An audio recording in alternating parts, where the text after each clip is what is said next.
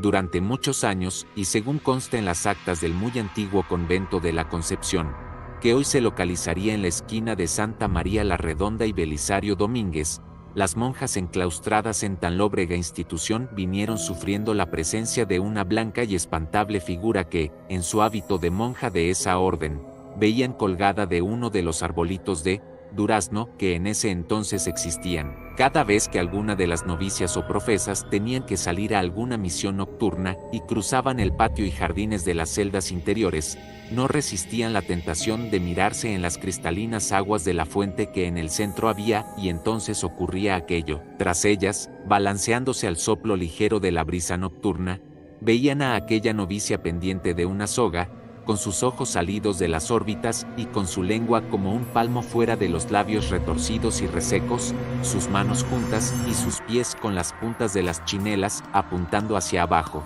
Las monjas huían despavoridas clamando a Dios y a las superioras, y cuando llegaba ya la abadesa o la madre tornera, que era la más vieja y la más osada, ya aquella horrible visión se había esfumado. Así, noche a noche y monja tras monja, el fantasma de la novicia colgando del durazno fue motivo de espanto durante muchos años, y de nada valieron rezos ni misas ni duras penitencias ni golpes de cilicio para que la visión macabra se alejara de la santa casa, llegando a decir en ese entonces, en que aún no se hablaba ni se estudiaban estas cosas, que todo era una visión colectiva, un caso típico de histerismo provocado por el obligado encierro de las religiosas. Más una cruel verdad se ocultaba en la fantasmal aparición de aquella monja ahorcada, colgada del durazno, y se remontaba a muchos años antes, pues debe tenerse en cuenta que el convento de la Concepción fue el primero en ser construido en la capital de la Nueva España, apenas 22 años después de consumada la conquista, y por lo tanto el primero en recibir como novicias a hijas, familiares y conocidas de los conquistadores españoles. Vivían pues en ese entonces en la esquina que hoy serían las calles de Argentina y Guatemala, precisamente en donde se ubicaba muchos años después una cantina, los hermanos Ávila, que eran Daniel, Alfonso y Doña María, a la que por oscuros motivos se inscribió en la historia como Doña María de Alvarado. Pues bien, esta Doña María, que era bonita y de gran prestancia, se enamoró de un tal Arrutia, mestizo de humilde cuna y de incierto origen, quien, viendo el profundo enamoramiento que había provocado en Doña María, trató de convertirla en su esposa para así ganar mujer, fortuna y linaje. A tales amoríos se opusieron los hermanos Ávila, sobre todo el llamado Alonso de Ávila, quien, llamando una tarde al irrespetuoso y altanero mestizo, le prohibió que anduviese en amoríos con su hermana. «Nada podéis hacer si ella me ama»,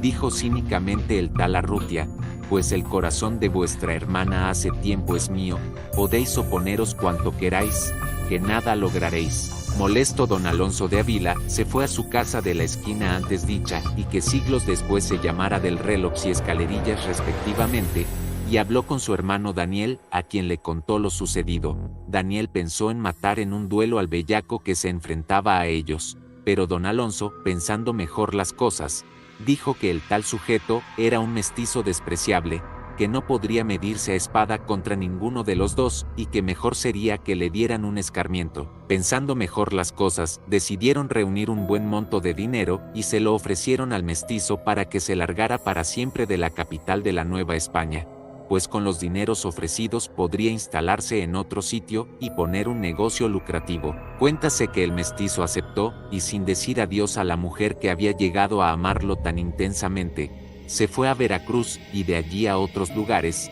dejando transcurrir los meses y 2 años, tiempo durante el cual la desdichada Doña María Alvarado sufría, padecía, lloraba y gemía como una sombra por la casa solariega de los hermanos Ávila, sus hermanos, según dice la historia. Finalmente, viendo tanto sufrir y llorar a la querida hermana, Daniel y Alonso decidieron convencer a Doña María para que entrara de novicia a un convento. Escogieron al de la Concepción, y tras de reunir otra fuerte suma como dote, la fueron a enclaustrar diciéndole que el mestizo, motivo de su amor y de sus cuitas, jamás regresaría a su lado, pues sabían de buena fuente que había muerto. Sin mucha voluntad, Doña María entró como novicia al citado convento, en donde comenzó a llevar la triste vida claustral, aunque sin dejar de llorar su pena de amor, recordando al mestizo Arrutia entre rezos, angelus y maitines. Por las noches, en la soledad tremenda de su celda, se olvidaba de su amor a Dios,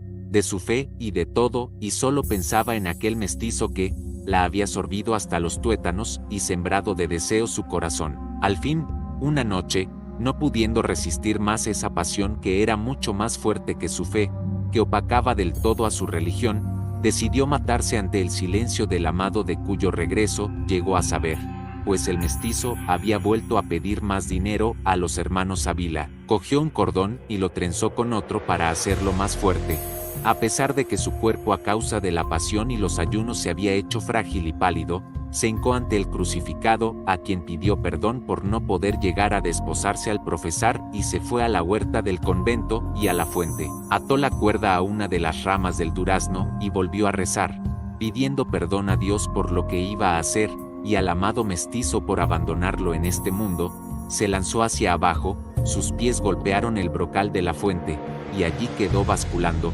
balanceándose como un péndulo blanco, frágil, movido por el viento. Al día siguiente, la madre portera que fue a revisar los gruesos picaportes y herrajes de la puerta del convento, la vio colgando, muerta. El cuerpo ya tieso de María de Alvarado fue bajado y sepultado esa misma tarde en el cementerio interior del convento, y allí pareció terminar aquel drama amoroso. Sin embargo, un mes después, una de las novicias vio la horrible aparición reflejada en las aguas de la fuente. Incluso vieron a María andando por el lugar. A esta aparición siguieron otras, y por supuesto, esto les causaba un gran terror. Es tanto así, que entre las hermanas decidieron prohibir salir al patio durante la noche, ya que temían que pudieran quedar malditas de alguna forma, y por supuesto, por el miedo que les provocaba dicho espectro. En el año 1629 una inundación arruinó el edificio en gran medida. Es por eso que tuvo que ser reconstruido en varias partes, por lo que dejó de ser un solo edificio. Ahora son varios unidos, incluso pareciera una pequeña ciudad en miniatura. Actualmente, queda en pie un edificio, en medio de todas las calles, y hasta el día de hoy, hay personas que aseguran haber visto a la monja embrujada por la zona.